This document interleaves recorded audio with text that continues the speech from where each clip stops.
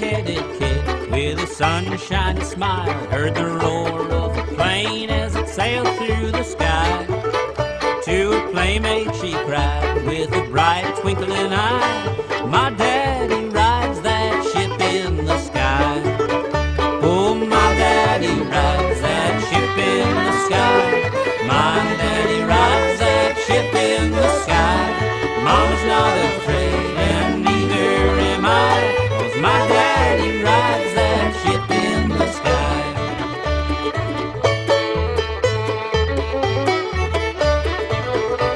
Then a pug-nosed kid, as he kicked up his heel, says, "My daddy works in the iron and the steel. Yes, my daddy makes planes so they fly through the sky, and that's what keeps your daddy up there so high."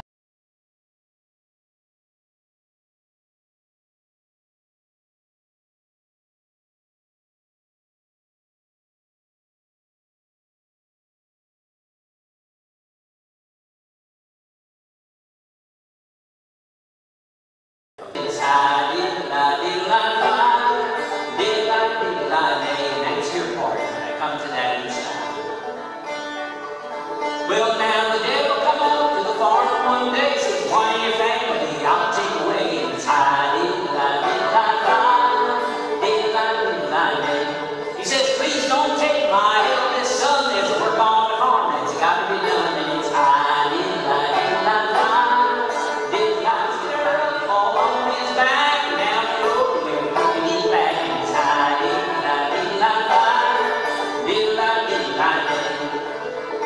well, he got her down to the gates of hell, says, "Come up fire, we'll roast her well." And it's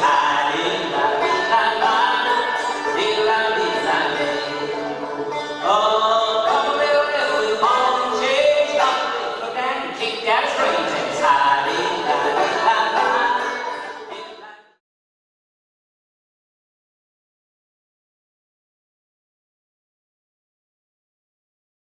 And it's my brother Steamer always wanted him a baby mule. That was the thing he wanted more than anything else in this world. He could just picture a baby mule. To him, it was like a big teddy bear with walking along on its four legs. It was brown and it was hairy. Well, now one day, Steamer walked into John Mock's general store, and there, sitting up on the counter, were a bunch of coconuts. Well, they'd never had coconuts in the store before, and Steamer had never seen them. "Those are mule eggs. Those are mule eggs," he says. "Steamer, I don't know about that. I think they're coconuts." Steamer says, "No, those are mule eggs. I want one of them." So Steamer, he got himself a place out in the barn, and he spread some straw around, and he sat down on top of that thing there, and he started to count the days. He counted day 1, day 2, day 3, day 4. He sat on there a few more days, and about the time he got to day 21, Steamer was figuring this thing wasn't ever going to turn out the way he had hoped. But with the greatest look of disgust on his face, Steamer took that thing and hauled back as hard as he could and threw it way out in the middle of that tobacco field out there. About the time it hit the ground, there was an old, long-eared jackrabbit, must have been scared by it, and jumped up out of the tobacco and went running across the field, and Steamer chased it all afternoon, calling out, "Come back here! Come back here! I'm your mammy!"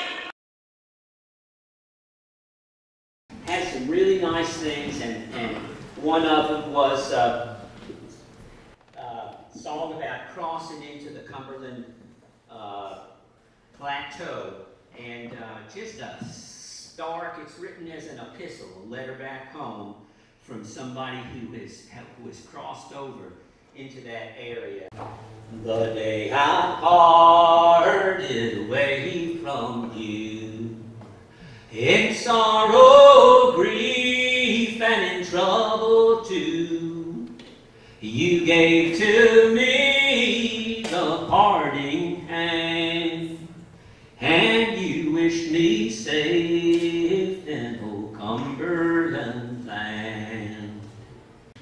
But when we got there, it was ice and snow, and rained and hailed and the wind did blow, which has caused us all for the morning sign, saying here with cold we all must die.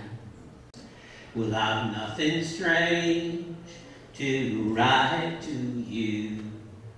Preaching is scarce and religion too, but we've a happy land and a fertile soul.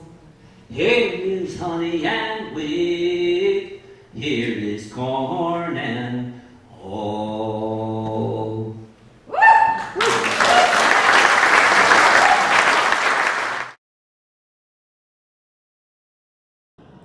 So I need to tell you about these fur trappers, these mountain men, because that was kind of the beginning of the opening of the West, and that was also, some say, the beginning of the tall tale. These guys were hunting beaver pelts. You see, in New York and Boston, beaver hats were all the rage. They'd hunted all the beaver they could find along the East Coast, and so they were looking to the Louisiana Territory to find more. Well, what they would do is they'd walk out in the freezing cold in the morning into the rivers, into the water chest deep, and they'd set their traps. And then they'd come back in the evening and they'd check them. And right then and there, they would take the beavers that they caught and they'd skin them and they'd put them on a hoop to dry. And then they'd take the pelts and they'd bury them underground to hide them. Well, they would do that all through the good months, all through the spring. And then in the summer, they would go down to what was called rendezvous. The first one was in 1825. Hundreds of mountain men came down there and thousands of Indians came to see him. And what happened was they would have a big party. They would sell their beaver pelts for the highest bidder. They made like $1,000, $2,000, which was big money in those times. And they would buy knives, and they'd buy supplies, and they'd buy calico prints for their Indian wives, and they would have lying contests, and they would have shooting contests, and they'd have knife throwing contests, and they'd have wrestling matches that usually turned into a big brawl.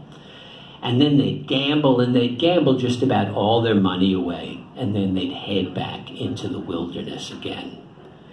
Well, as I said, it was dangerous out there. I mean, you might freeze to death, you might starve to death, you might get bitten by a rattlesnake or attacked by a grizzly, you might get shot by the Indians, or you might get shot by one of your own comrades. They were a tough bunch of people.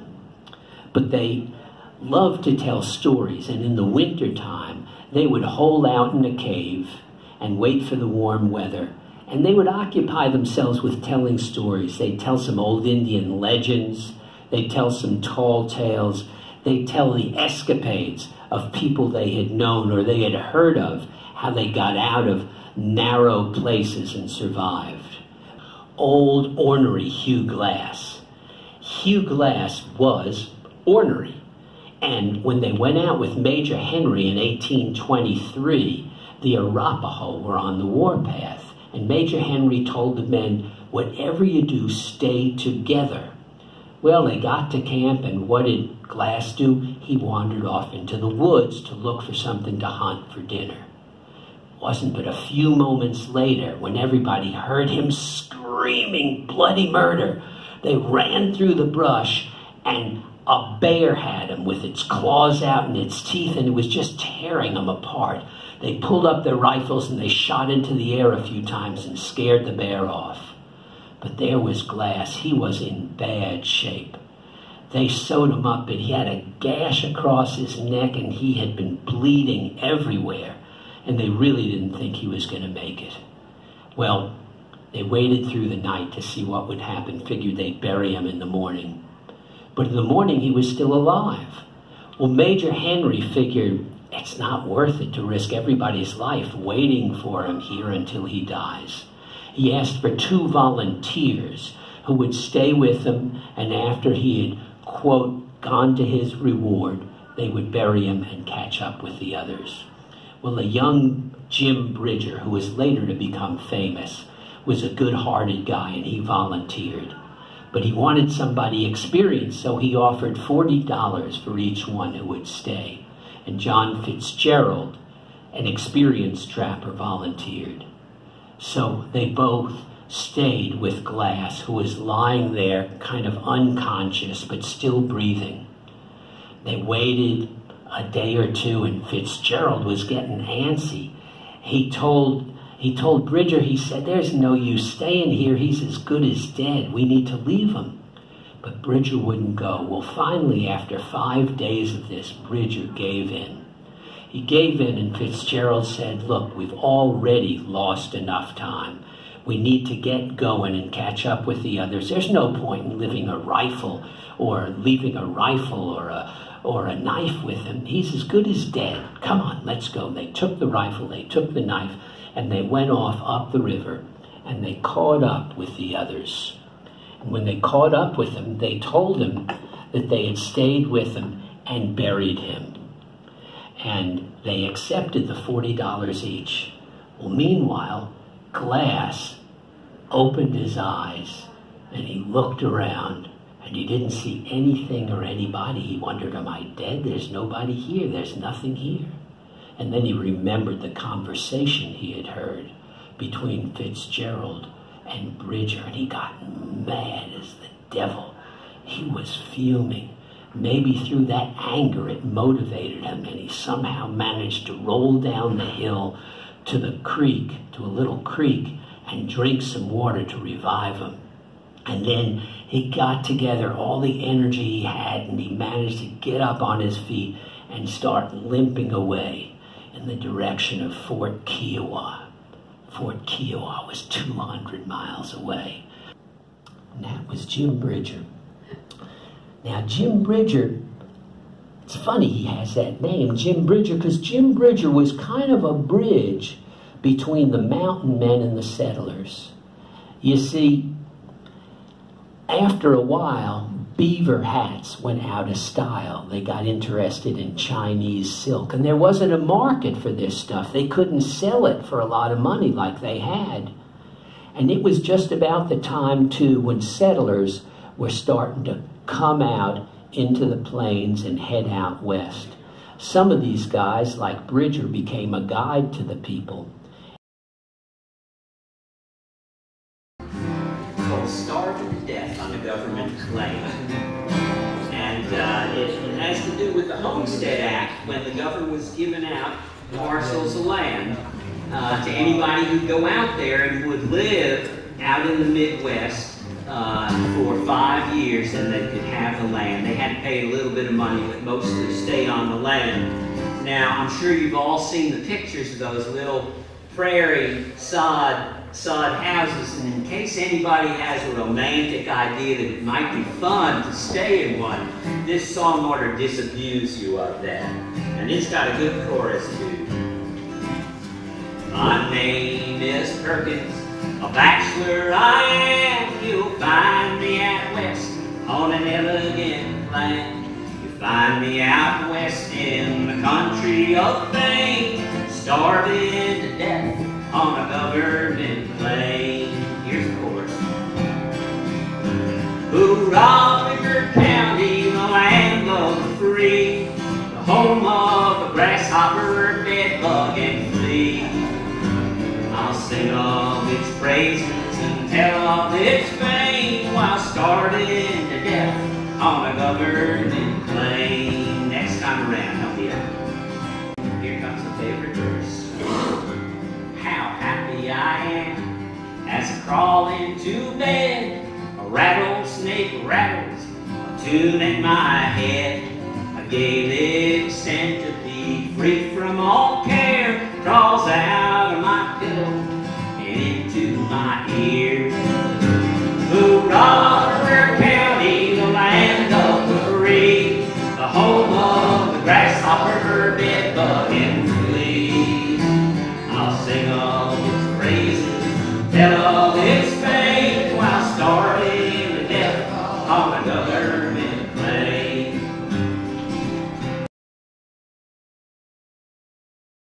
one day out of the east came an incredible twister. It was the biggest twister they'd ever seen. The sky was purple and that twister was rolling across the prairie right at them.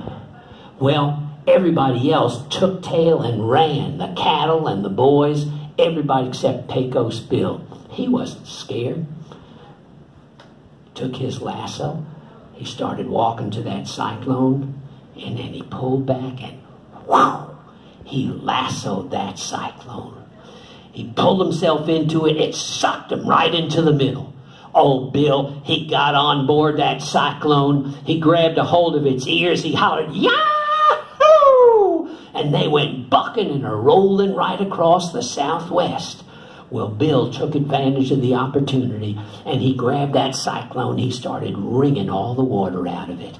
They flooded Arizona and New Mexico, and pretty soon they were in California, and there wasn't much left of that cyclone. Well, one day they were out there when Bill saw a sight he would never forget. He saw the prettiest red-haired girl with her hair streaming out behind her, sitting on top of an enormous catfish. She was hollering, Yahoo! Ride 'em, cowgirl! Bill fell in love right then. He rode up toward her. He said, Hey there, he said, what's your name? She said, Slewfoot Sue, what's it to you? And off she ran. Ooh, Bill was a goner. Why, he barely went back to that ranch anymore. He spent all his time hunting for Slewfoot Sue. And the day he found her, he went into the woods and he saw her little cabin there in the woods. He got down on all fours. He got down on his hands and knees, and he threw back his head. He went, Ow! And the two of them had a wonderful wedding. Everything went well until afterwards, because you see, Slewfoot Sue had been wanting for a long time to ride Widowmaker.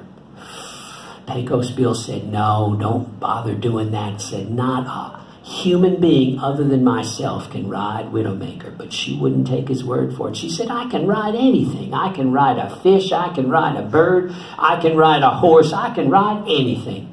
She hopped on Widowmaker, gave him a couple of kicks. She wasn't ready for what happened. He bucked so hard, and he went back and forth, and he threw her way up in the air. She was so high she could see down below. She could see those canyons, those mesas, that desert floor. She came back down. She landed on that bustle, and up she went again, even higher than before. She came down, up she went, higher than before. She's going higher and higher and higher. Well, Pecos Bill didn't want to lose her. He took out his lasso, and the next time she started up, he took that lasso and he lassoed her. He figured he'd pull her down to earth, but he was mistaken, you see. She had so much force heading up, she pulled him up.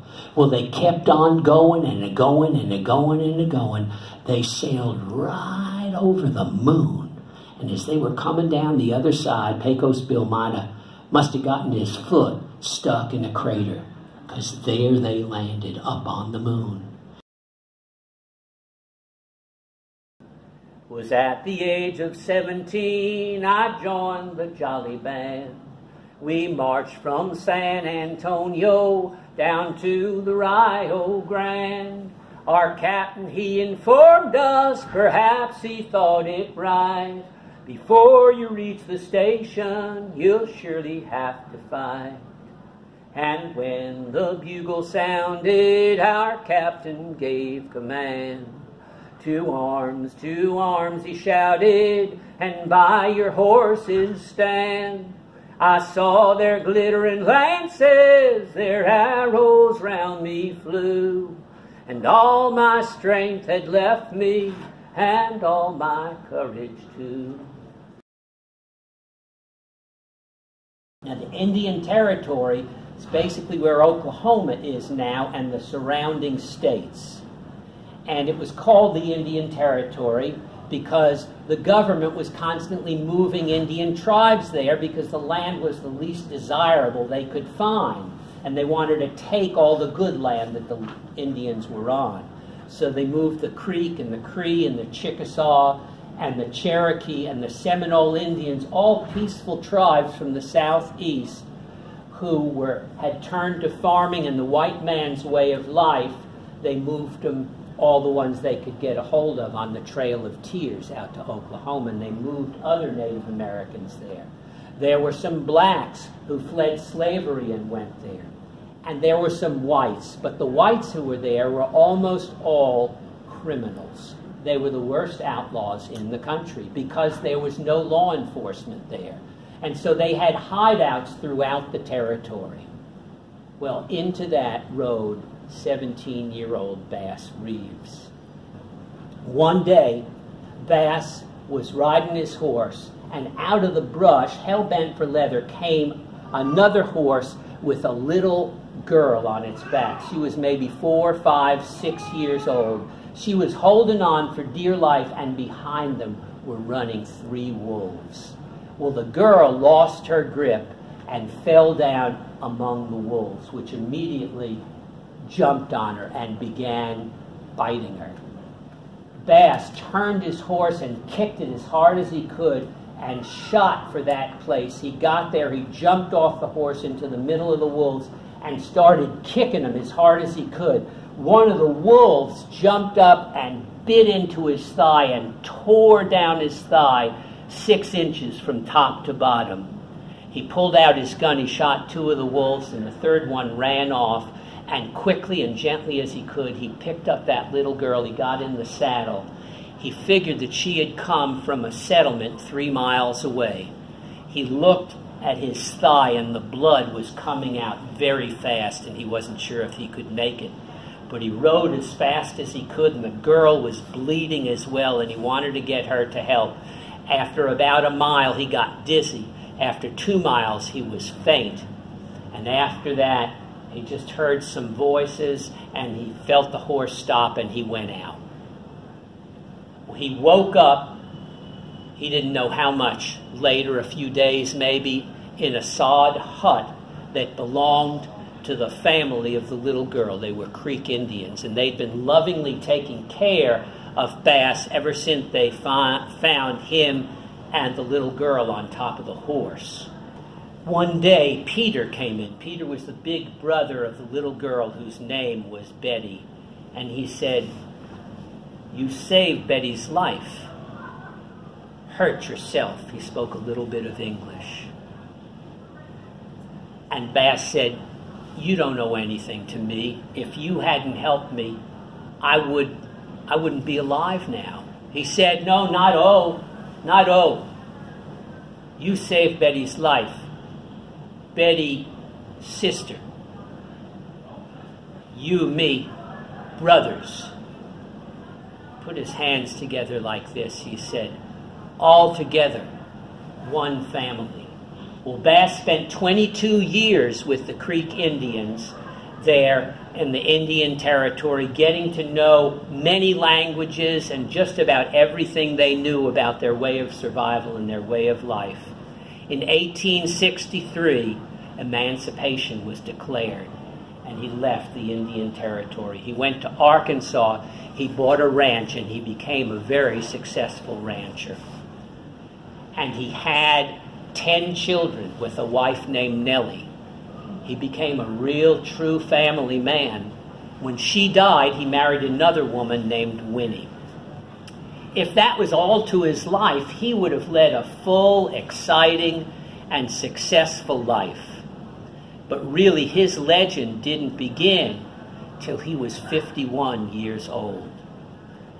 When he was 51 years old, in 1875, a new judge came to the Indian Territory. The government had decided it was time to clean up the situation there and restore some order. And they sent Judge Isaac Parker. He was known as the hanging judge. And his first job, which was huge, was to hire 200 federal marshals. And Bass was one of them. For 22 years, almost a quarter century, he had been loved and cared for and trusted by the Creek Indians there in the Indian Territory. And being the kind of person he was, it'd be just natural that he would be willing to sacrifice to help them have a safer life. And so he became a marshal. Now, he was extremely successful. He brought in his 32 years, more than 3,000 outlaws, often more than one or two at a time. And the amazing thing about it is that he only killed 14 of the worst, most dangerous outlaws in the country in bringing them in. And because he hated violence, so he would do anything he could to avoid killing somebody. One of the things that he did a lot was he would put on disguises. He had all kinds of disguises. The idea was to get up close to him before they knew who he was. He dressed as an old farmer. He got an old cart pulled by some oxen, old run-down cart, and as he got near the hideout of these guys, he intentionally ran it into a ditch and got the wheel stuck. Well, he figured the outlaws would come out because they didn't want him drawing attention, and sure enough, they did. They helped him get it out, and while they were pulling up a wheel, he pulled out his gun and said, "Let's go nice and peacefully now." Well, they suddenly realized who he was, and they dropped their guns. Nobody wanted to mess with Bass Reeves. In fact, several people, quite a few people, turned themselves in as soon as they heard that Bass Reeves had their warrant. Sometimes it wasn't so easy.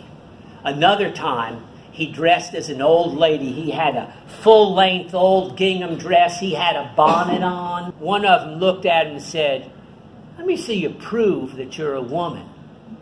Oops. Well, wasn't much else to do but draw his gun and say, "You're under arrest. Let's go nice and peaceful." But there were so many of them, they figured, we got them outnumbered. They drew their guns and started firing. They fired several holes through his dress. They fired a hole through his bonnet. They knocked off his belt, and they knocked a heel off of his shoe. One of the many, many, many times he was fired at but never hit in all his days. But he managed to kill 2 of them and wound 2 more before he brought them in. He brought in 12 guys. Judge Parker, he laughed. He said, "He's my bargain basement marshal. He brings them in cheaper by the dozen." Well, the hardest job he had to do, though, was bringing in his own son, Benjamin. Benjamin, in a fit of anger, had shot dead his wife because she was unfaithful. None of the marshals wanted to bring Benjamin in. None of them. Especially because they were afraid that if I got in a gunfight, they might kill Bass's son. So Bass did what he'd always done. He did his duty. He went out and he found his son and he knocked on the door of his hideout. He said, "You got a cup of coffee for your old man?" The son answered the door. He said, "Well, I figured you'd be here before long." And they sat down and Bass said, "There's no way around it. You've got to go in and serve your sentence." They sentenced him to life in prison, but he got out in 10 years because he was a model prisoner and never got in trouble again. So when we talk about all these guys who make for nice stories, there's one guy who was the real deal. He was the real cowboy hero, and his name was Bass Reeves. I've also gotten just really interested in the work of Cesar Chavez, who kind of followed in the footsteps of Martin Luther King. He worked just about the same time, moved out from Arizona in 1937, and he had lived on land that they owned. And they weren't rich by any means, but they had land and they had a big old thick-walled adobe home that the family shared, and he had 200 cousins lived around there, and they had a little store and got by until the drought came in the 30s that drove the folks out of Oklahoma, and it drove them out of there, and they packed it all up and they headed out to California. And it was just a rude awakening after after leaving their own farm there and coming into this little one-room shack where they were to stay, which had no doors, and there were 12 of them. And they had to share a bunch of bathrooms, and going out and finding out that, of course, there was no place to do your business out in the fields. And everybody shared the same dipper, so they passed around, you know, the same germs. And you did your hoeing with a short-handled hoe, bent over all day long, so that before the age of 30, your back was wrecked. And just all kinds of stuff like that. And people had tried for quite a few years to organize the fields, but found it just impossible. Because people were moving around all the time. There was just too much riding against you. And he just made up his mind that he was going to do it. He got Dolores Huerta to help him. And in 1962, I believe they formed the United Farm Workers. When you use nonviolence, you've got to be a whole lot more creative with your techniques. And every time they ran into a wall, they'd come up with a new technique. And one of the things they did when they were trying to garner attention was they had a 300-mile pilgrimage, is what he called it, a march up to Sacramento to draw attention to all the terrible conditions of everybody. And of course, as with Gandhi and as with the civil rights movement, the press came. And they started out with just a handful of people, and only one person in the first town would keep them, but as they went and they went and they went, they picked up more and more people, and they started appearing on the television in the state and around the country. When they got to Sacramento, they had 10,000 people and a mariachi band to play for them. And they changed, they got their first contract for it. But here's the thing, reading his autobiography, it's heartbreaking, that constantly they had to renegotiate these contracts all the time. So it's the same thing over and over and over again. Well, one of the things that they thought about a little bit later on was the use of pesticides. And you probably may have noticed that that's still a problem. Well, Tish Hinojosa, who lives pretty close to the border and is a fine singer-songwriter, has this little song that she sang called Something in the Rain. And it's about a little boy, maybe 12 years old, whose sister is dying from the pesticide poisoning. And he's trying to figure it all out, and in the beginning of the song, he's kind of believing the line that had been given him, that it's something in the rain. And then he starts to think about it. And it kind of sounds like maybe he came into contact with some folks who were organizing, because he starts to change his thinking. It goes like this. Mom and Dad have worked these fields, I don't know how many years. I'm just a boy, but I know how. Go to school, work is slow. We have seen our country's roads, from Bakersfield to Illinois. And when trouble comes our way, oh yeah, I've seen my daddy pray. There's something wrong with little sister, I hear her crying by my side. Mom is shaking as she holds her. We try to hold her through the night. And Mom says, close your eyes, being told. Dream of someplace far from here, like the pictures in your school books. Someday you can take us there. There must be something in the rain